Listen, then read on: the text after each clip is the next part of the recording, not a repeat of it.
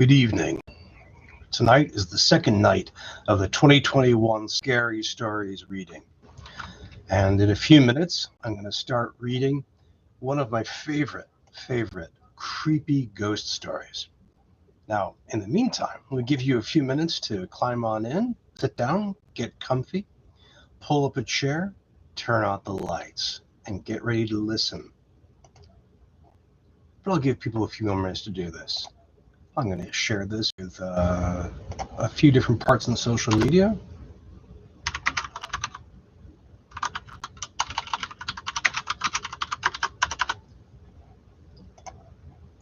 Got to bother the people on Twitter. I have to hit up my good friends on Facebook.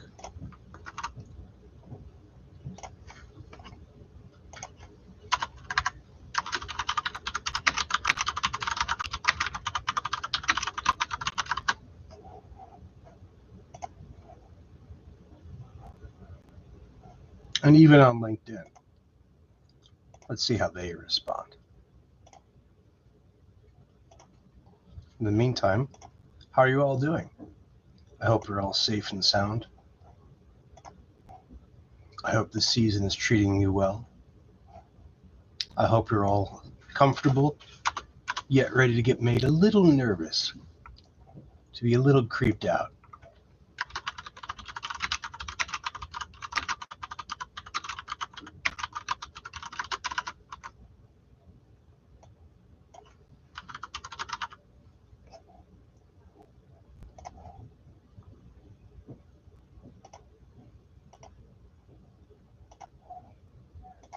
While I go, if you'd like to say something in the chat, please feel free.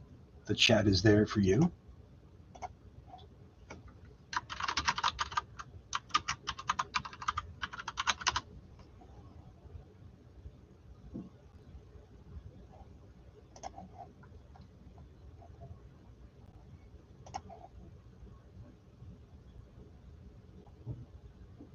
Now, to get things rolling, a few words about tonight's story. M.R. James was a British academic who, on the side and purely for his own entertainment, wrote some of the best short stories in the ghost story vein in the English language. These are notable for being partly funny, very satirical, especially of Cambridge Dons, but also very creepy in a delicate way, where the story builds up meticulously until the creepy horror is hinted at just very, very gently. Now, tonight's example is one that I'm very fond of for a lot of reasons. And one is that it's partly about multimedia. And this is a little story from 1904 from his first great collection, Ghost Stories of Antiquary, called The Mezzotint. Some time ago, I believe I had the pleasure of telling you the story of an adventure which happened to a friend of mine by the name of Denistune during his pursuit of objects of art for the museum at Cambridge.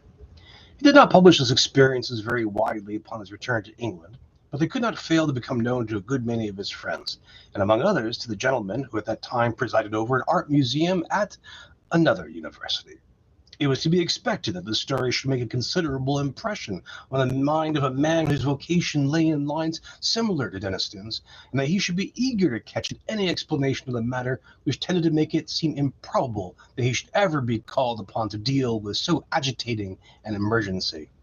It was indeed somewhat consoling to him to reflect that he was not expected to acquire ancient manuscripts for his institution. That was the business of the Shelburnian Library. The authorities of that institution might, as they pleased, ransack obscure corners of the continent for such matters. He was glad to be obliged at the moment to confine his attention to enlarging the already unsurpassed collection of English topographical drawings and engravings possessed by his museum. Yet, as it turned out, even a department so homely and familiar as this may have its dark corners, and to one of those Mr. Williams was unexpectedly introduced.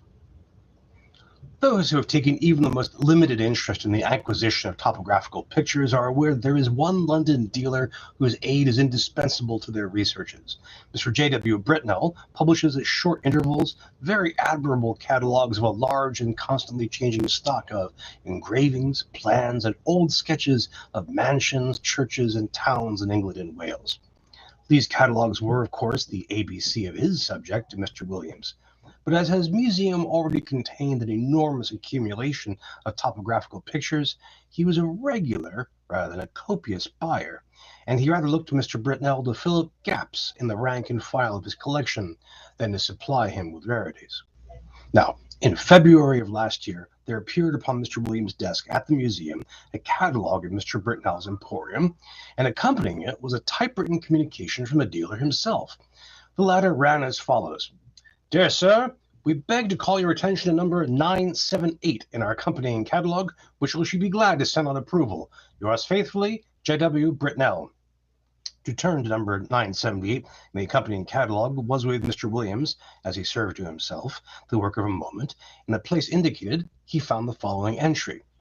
978, unknown. Interesting mezzotint. View of a manor house, early part of the century. 15 by 10 inches, black frame, £2, 2 shillings. It was not especially exciting, and the price seemed high. However, as Mr. Britnell, who knew his business and his customers, seemed to set store by it, Mr. Williams wrote a postcard asking for the article to be sent on approval, along with some other engravings and sketches which appeared in the same catalogue. And so he passed, without much excitement of anticipation, to the ordinary labors of the day. A parcel of any kind always arrives a day later than you expected, and that of Mr. Britnell proved, as I believe the right phrase goes, no exception to the rule. It was delivered at the museum by the afternoon post of Saturday, after Mr. Williams had left his work, and it was accordingly brought round to his rooms in college by the attendant, in order that he might not have to wait over Sunday before looking through it and returning such of the contents as he did not propose to keep. And here he found it when he came in to tea with a friend. The only item with which I am concerned was the rather large black frame mezzotint, of which I have already quoted the short description given in Mr. Britnell's catalogue. Some more details will have to be given, though I cannot hope to put before you the look of the picture as clearly as it is present to my own eye. Very nearly the exact duplicate of it may be seen in a good many old inn parlors, or in the passages of undisturbed country mansions at the present moment. It was a rather indifferent mezzotint, and an indifferent mezzotint is, perhaps, the worst form of engraving known. It presented a full-face view of a not very large manor house of the last century, with 3 rows of plain sashed windows with rusticated masonry about them, a parapet with balls or vases at the angles, and a small portico in the center. On either side were trees, and in front a considerable expanse of lawn. The legend A.W.F. sculpts it was engraved in the narrow margin, and there was no further inscription. The whole thing gave the impression that it was the work of an amateur. What in the world Mr. Britnell could mean by affixing the price of £2, 2 shillings to such an object was more than Mr. Williams could imagine. He turned it over with a good deal of contempt. Upon the back was a paper label, the left-hand half of which had been torn off. All that remained were the ends of 2 lines of writing. The first had the letters Ingley Hall, and the second Sussex, or just 6. It would perhaps be just worthwhile to identify the place represented, which he could easily do with the help of a gazetteer. Then he would send it back to Mr. Britnell with some marks reflecting upon the judgment of that gentleman. He lighted the candles, for now it was dark, made the tea, and supplied the friend with whom he had been playing golf, for I believe the authorities of the university I write of indulge in that pursuit by way of relaxation. And tea was taken to the accompaniment of a discussion which golfing persons can imagine for themselves, but which the conscientious writer has no right to inflict upon any non-golfing persons. The conclusion arrived at was that certain strokes may have been better, and that in certain emergencies neither player had experienced that amount of luck which a human being had a right to expect. It was now the friend, let us call him Professor Binks, took up the framed engraving and said, "What is this place, Williams?" "Just what I'm going to try to find out," said Williams, going to the shelf for a gazetteer. "Look at the back. Somethingly Hall, either in Sussex or Essex. Half the name's gone, you see. You don't happen to know it, I suppose? It's from that man Britnell, I suppose, isn't it?" said Binks. Is it for the museum? Well, I think I should buy it if the price was 5 shillings, said Williams. But for some unearthly reason, he wants 2 guineas for it. I can't conceive why. It's a wretched engraving, and there aren't any even figures to give it life. That's not worth 2 guineas, I should think, said Binks. But I don't think it's so badly done. The moonlight seems rather good to me, and I should have thought there were figures, or at least a figure, just on the edge in front. Let's look, said Williams. Well, it's true the light is rather cleverly given. Where's your figure? Oh, yes, just the head in the very front of the picture. And indeed there was, hardly more than a black dot on the extreme edge of the engraving. The head of a man or a woman, a good deal muffled up, the back turned to the spectator and looking towards the house. Williams had not noticed it before. Still, he said, though it's a cleverer thing than I thought, I can't spend 2 guineas of museum money on a picture of a place I don't know. Professor Binks had his work to do, and soon went. And very nearly up to Hall time, Williams was engaged in a vain attempt to identify the subject of the picture. If the vowel before the NG had only been left, it would have been easy enough, he thought. But as it is, the name may be anything from Gestingley to Langley, and there are many more names ending like this than I thought, and this rotten book has no index of terminations. Hall in Mr. Williams' college was at 7. It need not be dwelt upon, the less so as he met there colleagues who had been playing golf during the afternoon, and words with which we have no concern were freely bandied across the table, merely golfing words, I should hasten to explain. I suppose an hour or more to have been spent in what is called common room after dinner. Later in the evening, some few retired to Williams' room, and I have little doubt that whist was played and tobacco smoked. During a lull in those operations, Williams picked up the mezzotint from the table without looking at it, and handed it to a person mildly interested in art, telling him where it had come from and the other particulars which we already know. The gentleman took it carelessly, looked at it, and then said, in a tone of some interest, "It's really a good piece of work, Williams. It has quite a feeling of the Romantic period. The light is admirably managed, it seems to me, and that figure, though it's rather too grotesque, is somehow very impressive." "Yes, isn't it?" said Williams, who was just then busy giving whiskey and soda to others of the company, and was unable to come across the room to look at the view again. It was by this time rather late in the evening, and the visitors were on the move. After they went, Williams was obliged to write a letter or two and clear up some odd bits of work. At last, some time past midnight, he was disposed to turn in. He put out his lamp after lighting his bedroom candle. The picture lay face upwards on the table where the last man who looked at it had put it, and it caught his eye as he turned the lamp down. What he saw made him very nearly drop the candle on the floor, and he declares now that if he had been left in the dark at that moment, he would have had a fit. But as that did not happen, he was able to put down the light on the table and take a good look at the picture. It was indubitable, rankly impossible, no doubt, but absolutely certain. In the middle of the lawn, in front of the unknown house, there was a figure where no figure had been at 5 o'clock that afternoon. It was crawling on all fours towards the house, and it was muffled in a strange black garment with a white cross on the back. I do not know what is the ideal course to pursue in a situation of this kind. I can only tell you what Mr. Williams did. He took the picture by one corner and carried it across the passage to a second set of rooms which he possessed. There he locked it up in a drawer, sported the doors of both sets of rooms, and retired to bed. But first he wrote out and signed an account of the extraordinary change which the picture had undergone since it came into his possession. Sleep visited him rather late, but it was consoling to reflect that the behavior of the picture did not depend upon his own unsupported testimony. Evidently, the man who looked at it the night before had seen something of the same kind as he had. Otherwise, he might have been tempted to think that something gravely wrong was happening either to his eyes or his mind. This possibility being fortunately precluded, 2 matters awaited him on the morrow. He must take stock of the picture very carefully and call in a witness for the purpose, and he must make a determined effort to ascertain what house it was that was represented. He would therefore ask his neighbor Nisbet to breakfast with him, and he would subsequently spend a morning over the gazetteer. Nisbet was disengaged and arrived around 9:30.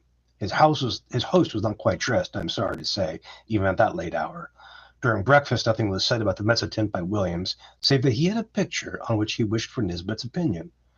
But those who are familiar with university life can picture for themselves the wide and delightful range of subjects over which the two fellows of Canterbury College is likely to extend during a Sunday morning breakfast.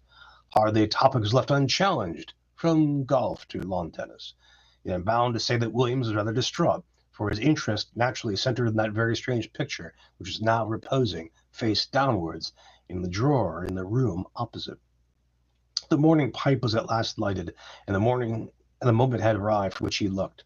With very considerable, almost tremulous excitement, he ran across, unlocked the drawer, and extracting the picture, still face downward, ran back and put it into Nisbet's hand. "Now," he said, "Nisbet, I want you to tell me exactly what you see in that picture. Describe it, if you don't mind, rather minutely. I'll tell you why afterwards." "Well," said Nisbet, "I have here a view of a country house. English, I presume, by moonlight." "Moonlight? You're sure of that?" "Oh, certainly. The moon appears to be on the wane, if you wish for details, and there are clouds in the sky." "All right, go on. I'll swear," added Williams as an aside, "there was no moon when I saw it first." "Well, there's not much more to be said," Nisbet continued. "The house has 1, 2, 3 rows of windows, 5 in each row, except at the bottom, where there's a porch instead of the middle one, and—" "But what about figures?" asked Williams, with marked interest. "Well, there aren't any," said Nisbet. "But—" "What? No figure in the grass in front?" "Not a thing." "You'll swear to that?" "Certainly I will. But there's just one other thing." "What?" "Why, one of the windows on the ground floor, left of the door, is open." "Is it really so?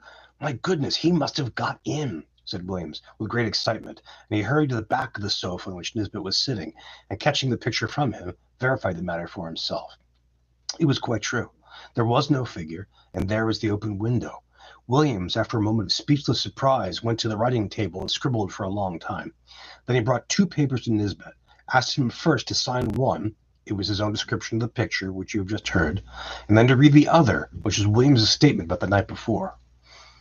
"What can it all mean?" said Nisbet. "Exactly," said Williams. "Well, one thing I must do, or 3 things now that I think of it. I must find out from Garwood," this was his last night's visitor, "what he saw, then I must get the thing photographed before it goes further, then I must find out what the place is."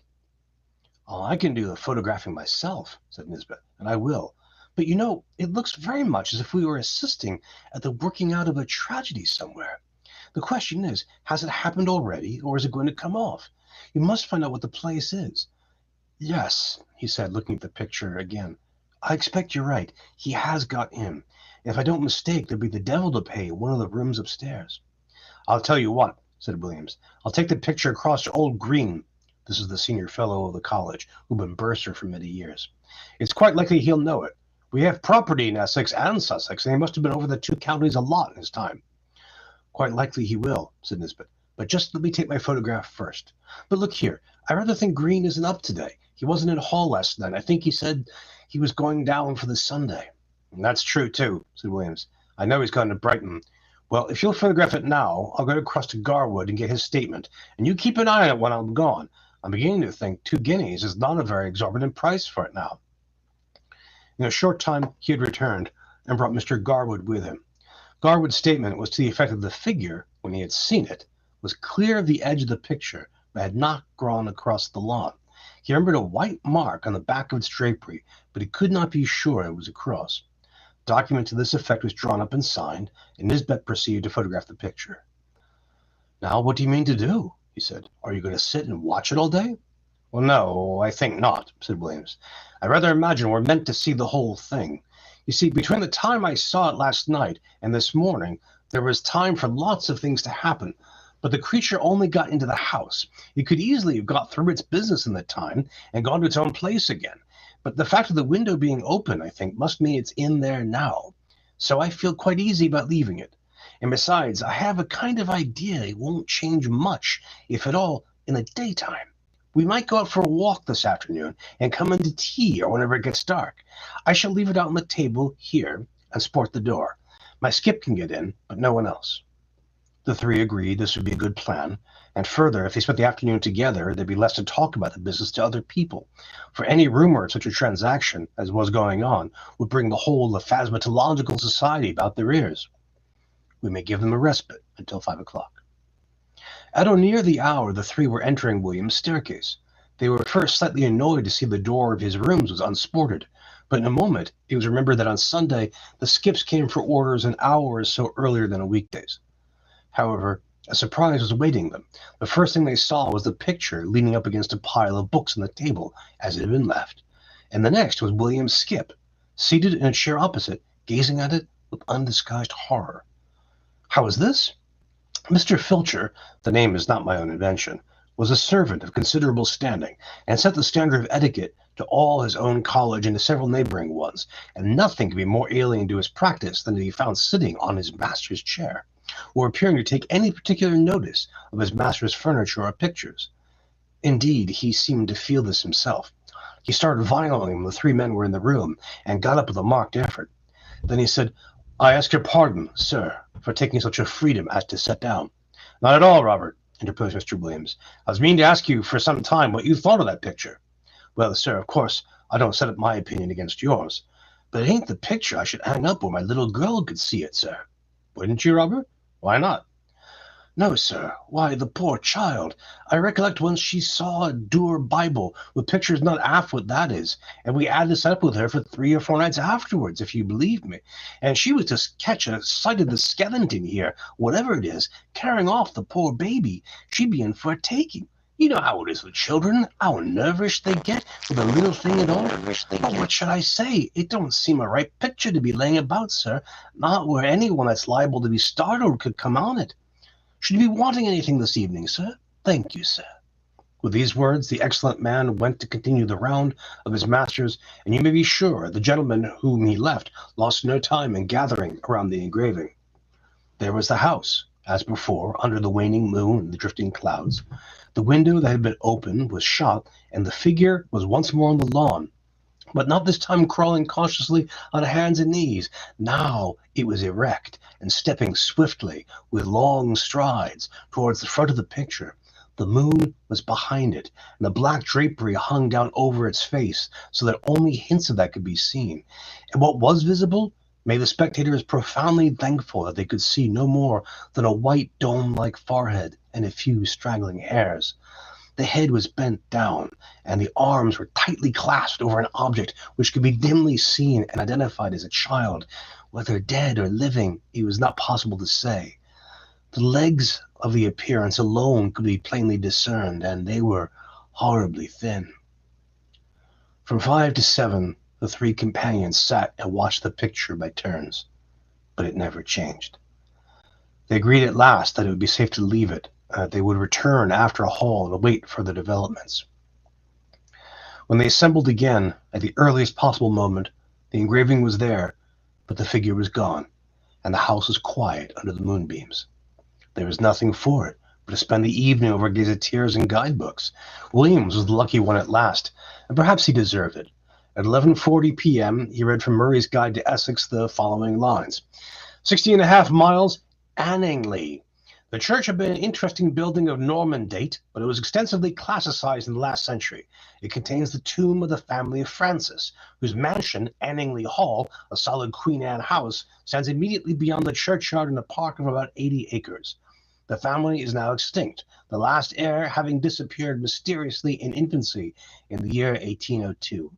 The father, Mr. Arthur Francis, was locally known as a talented amateur engraver in Mezzotinto. After his son's disappearance, he lived in complete retirement in the Hall and was found dead in his studio on the 3rd anniversary of the disaster, having just completed an engraving of the house, impressions of which are of considerable rarity.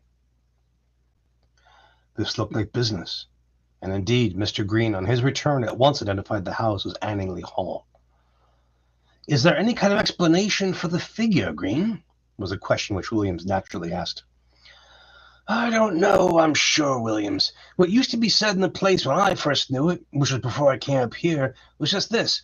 Old Francis is always very much down on those poaching fellows, and whenever he got a chance, he used to get a man whom he suspected of it turned off the estate, and by degrees he got rid of them, all but one. Squires could do a lot of things then that they daren't think of now. Well, this man that was left was what you find pretty often in the country, the last remains of a very old family. I believe they were lords of the manor at one time. I recollect just the same thing in my own parish. What, like the man and Tess of the Dubervilles? Williams put in. Yes, I dare say it's not a book I could ever read myself. But this fellow could show a row of tombs in the church there that belonged to his ancestors, and all that went to sour him a bit. But Francis, they said, could never get at him. He always kept just on the right side of the law, until one night the keepers found him at it in a wood right at the end of the estate. I can show you the place now. It marshes with some land that used to be to an uncle of mine. And you can imagine there was a row, and this man Gaudy, that was the name, to be sure, Gaudy. I thought I should get it, Gaudy. He was unlucky enough, poor chap, to shoot a keeper. Well, that was what Francis wanted. And grand juries, you know what they would have been then, and poor Gaudy was strung up a double quick time. And I've been shown the place he was buried in, the north side of the church. You know the way in that part of the world. Anyone that's been hanged or made away with themselves, they bury them at that side. And the idea that there was some friend of Gaudy's, not a relation, because he had none, poor devil. He was the last of his line, kind of spes ultima gentes. Must have planned to get hold of Francis's boy and put an end to his line, too. I don't know. It's a rather out-of-the-way thing for an Essex poacher to think of. But, I should say it looks more as if old Gaudy had managed the job himself. Oh, I hate to think of it. Have some whiskey, Williams. The facts were communicated by Williams to Denistone, and by him to a mixed company, of which I was one, and the Sadducean professor of theology another. I'm sorry to say that the latter, when asked what he thought of it, only remarked, those Bridgeford people will say anything, a sentiment which met with the reception it deserved. I should only have to add the picture is now in the Ashlian Museum. There it has been treated to a view of discovering whether sympathetic ink had been used on it, but without effect. That Mr. Britnell knew nothing of it, save that he was sure it was uncommon, and that, though carefully watched, it has never been known to change again. There's so much going on in that story that I admire and I enjoy. And partly is the multimedia function of it, it's a text-based story, but it's so carefully based on this work of art with its strange properties. I love that mixture of poking fun at these characters while also scaring them and scaring the reader too. And there's this great thing that James always does of just barely hinting at the horror, just limbing the outside of it so that we don't quite see the figure. We get the moonlight, we get the gothic sense, we get the building, we get the child, but we never quite know exactly what happened. And you think if the child was living, what happened to it after the figure took it? And just how old was that figure? And what had happened to it? It's one of those stories that succeeds by these hints and insinuations rather than by outright fright. Wow. That's a sample of M.R. James for all of you to enjoy. I hope you liked it. Please let me know in the comments what you thought. If you'd like to add any suggestions for my next readings, please go ahead. We've got quite a stack up ahead, and I'd love to hear your thoughts. In the meantime, watch out for paintings and pictures to make sure they don't change on you or tell you stories that you might not appreciate. Stay safe, stay warm and cozy, and we'll see you next time for Scary Stories. Good night.